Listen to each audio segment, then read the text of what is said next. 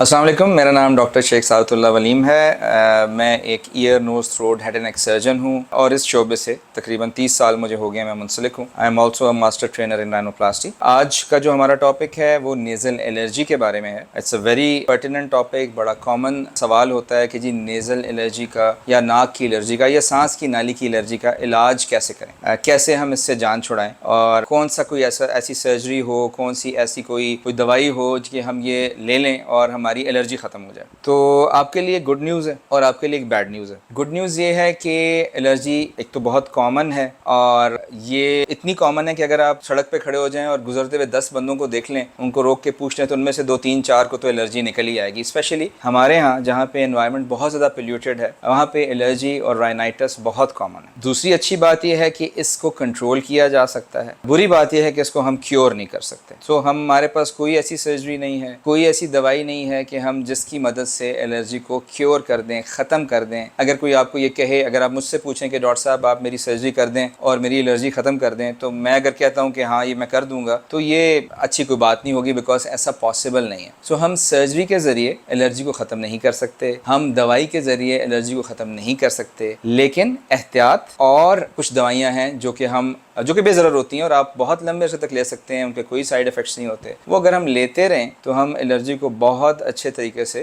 Control कर सकते हैं। इतनी अच्छे तरीके से कंट्रोल कर सकते हैं कि आप एक नॉर्मल और हैप्पी लाइफ गुजार सकते हैं। अब जो आपकी जो एलर्जी है उसकी जो दवाइयाँ हैं वो ज़्यादा अच्छा तब काम करती हैं जब आप एहतियात का दामन हाथ से ना छोड़ें। सो जिस चीज़ से आपको एलर्जी है, आमतौर पर एलर्जी जो है वो एनवायरमेंटल फैक्टर से होती है, यानी हमारे माहौल में चीज़ें ऐसी हैं कि वो हमें प्रॉब्लम कर रही होती हैं और वो एलर्जी कर रही होती हैं। अब याद रखें कि एलर्जी आपकी पूरी सांस की नाली की भी हो सकती है, उसके नेज़ल एंड की भी हो सकती है और उसके थोरैसिक यानी कि छाती की एलर्जी भी हो सकती है। जिनको छाती की एलर्जी होती है उसे हम दमा कहते हैं। जिसे नाक की एलर्जी होती है उसे हम नेज़ल एलर्जी कहते हैं, इसमें छींकें आती हैं, नाक से पानी बहता है। और कुछ लोग ऐसे होते हैं कि जिनको ये दोनों यानी एक एंड से लेकर दूसरे एंड तक की एलर्जी होती है। सो आप आइडेंटिफाई करें कि आपको किस चीज़ से प्रॉब्लम है। किसी भी बंदे को किसी भी चीज़ से एलर्जी हो सकती है और ज़रूरी नहीं कि 2 बंदों को अगर एलर्जी है तो मिलती जुलती चीज़ों से हो। सो किसी एक को किसी दूसरी से मिलती जुलती चीज़ से एलर्जी नहीं होगी, डिफरेंट चीज़ों से एलर्जी होगी। आपको आइडेंटिफाई करना है कि आपको किस चीज़ से प्रॉब्लम होती है और आपको उसको अवॉइड करना है। अगर आप उसको अवॉइड करेंगे तो कम दवाई से अच्छा कंट्रोल आएगा। अगर आप उसको अवॉइड नहीं करेंगे तो बेतहाशा दवाई खा के भी आपका कंट्रोल अच्छा नहीं होगा। सो परहेज़ यहाँ पे कहना जायज़ होगा कि इलाज से बेहतर तो नहीं है, लेकिन इलाज के साथ साथ बहुत ज़रूरी है। एक चीज़ मैं मेंशन करता चलूँ, क्योंकि मैंने ये कहा है आपको कि सर्जरी कोई नहीं होती एलर्जी की, तो हम एलर्जी वाले पेशेंट में सर्जरी कब करते हैं? हम सर्जरी तब करते हैं जब आपकी नाक इतनी बंद हो जाए कि आप सांस ना ले पाएं। सो नाक खोलने के लिए सर्जरी करते हैं। कभी कभी एलर्जी की वजह से पोलिप्स बन जाते हैं, तो हम पोलिप्स की सफाई के लिए सर्जरी करते हैं, जिसे हम फंक्शनल एंडोस्कोपिक साइनस सर्जरी कहते हैं। कैमरे की मदद से सर्जरी होती है। नाक में लेजर का कोई काम नहीं है। कुछ लोग कहते हैं कि जी हम लेजर से सर्जरी करेंगे, नाक में लेजर का फिलहाल कोई ऐसा काम नहीं है। फंक्शनल एंडोस्कोपिक साइनस सर्जरी है जो कि लेटेस्ट सर्जरी है। कैमरे की मदद से नाक की सफाई की जाती है, सर्जरी की जाती है, पोलिप्स निकालते हैं, हड्डी को सीधा करते हैं ताकि आप सांस बेहतर ले सकें और आपकी जो नाक की दवाई है जो कि एलर्जी की दवाई है, जिसमें ज़्यादातर स्प्रेज वगैरह होते हैं, वो अच्छी तरह से अंदर तक जाएं और अपना